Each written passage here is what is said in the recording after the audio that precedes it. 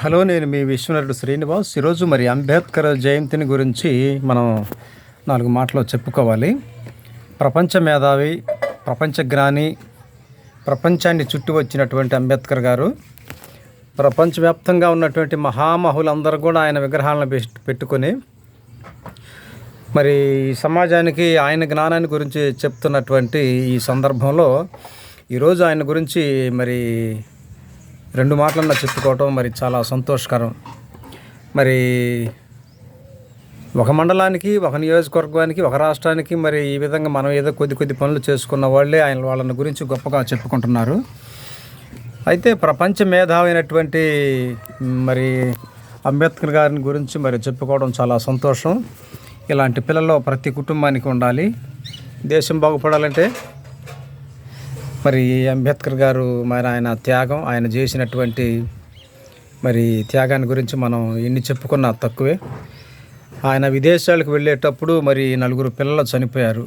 మరి రాజ్యాంగాన్ని 2 సంవత్సరాల 11 నెలల 18 రోజులు మరి కొంతమంది సభ్యుల్ని పెట్టుకొని మరి ఆ సముదాయంలో మరి ప్రపంచం కూడా విస్తుపోయేటట్లు ఆయన జ్ఞానాన్ని ఉపయోగపెట్టి మన భారత రాజ్యాంగాన్ని రాసినటువంటి ఆ మహానీయుని గురించి మరి మనం ఎంత చెప్పుకున్నా తక్కువే.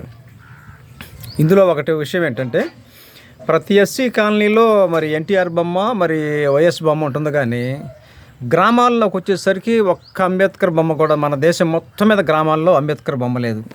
ఈ ఒక్కటే కొద్దిగా సిగ్గుసేటు. అటు పెడితే అట్టున్నారంటారు. ఉండవలసినటువంటి విగ్రహాలు ఉండలేదు. మరి వాటిని కూడా తప్పులేదు, అభిమానం చెప్పున పెట్టుకోవటం. మరి మనల్ని వాళ్ళు దళితులుగా చూస్తున్నారు, అంబేద్కర్ని కూడా మరి తక్కువ జాతి వాడిగానే చూస్తున్నారు. ఆయన విగ్రహం పెట్టాలంటే వాళ్ళు చాలా బాధపడతారు, పెట్టట్లేదు. ప్రతి కాలనీలో మాత్రం మరి వైఎస్ బొమ్మ ఉంటుంది, ఎన్టీఆర్ బొమ్మ ఉంటుంది. కాబట్టి ఈ ఒక్క విషయం ప్రజలందరూ గమనించాలి. మనం వాళ్ళని గౌరవించాలి, వాళ్ళు మనల్ని కూడా గౌరవించాలి. కాబట్టి ఈ మహనీయుడి గురించి ప్రతి ఒక్కళ్ళు తెలుసుకోవాలి. ఈ మహనీయుడి విగ్రహాలు ప్రతి చోట పెట్టుకోవాలి. ప్రపంచానికి మరి ఆయన గురించి, మరి ఆయన చేసిన త్యాగాల గురించి చెప్పుకోవాలి. ఆయన జీవించినటువంటి జీవన విధానాన్ని చెప్పుకోవాలి. అట్టడుగు స్థాయి నుండి ఒక అగ్రస్థానానికి మరి ప్రపంచం కూడా ఆయనకెళ్ళి చూసేటట్లు ఆయన జీవితం ఉంది. కాబట్టి మరి ప్రపంచానికి ఆదర్శప్రాయుడు ఈ యుగ పురుషుడు మరి అంబేద్కర్ని గురించి నేను 4 మాటలు చెప్పినట్టుగా నాకు చాలా సంతోషంగా ఉంది. మీరందరూ, మనమందరం ఆయన బాటలో వెళ్ళి ఆయన రాసినటువంటి రాజ్యాంగాన్ని మనం స్ఫూర్తిగా తీసుకొని మనల్ని మనం కాపాడుకొని, మన హక్కుల్ని, మన విధానాలను మనం కాపాడుకోవాలి. కాబట్టి ప్రజలందరూ చదువుకోవాలి. ఆ చదువుకొని ప్రతి ఒక్కళ్ళు రాజ్యాంగం గురించి తెలుసుకొని ఈ సమాజాన్ని ముందుకు తీసుకువెళ్ళాల్సినటువంటి బాధ్యత మనందరి మీద ఉంది. కాబట్టి జై హింద్, జై భీమ్.